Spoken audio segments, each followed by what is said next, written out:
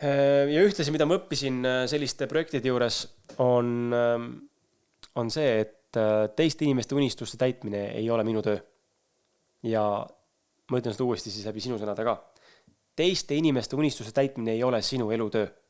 Ja kui sa kuulad praegu seda videot ja vaatab mind siin, siis palun pea endal meeles seda, et sina oled tulnud siia selleks, et täita enda unistusi, mitte teiste inimeste unistusi. Sul tuleb kuulata iseennast, aru saada, mis on sulle, mis ei ole sulle.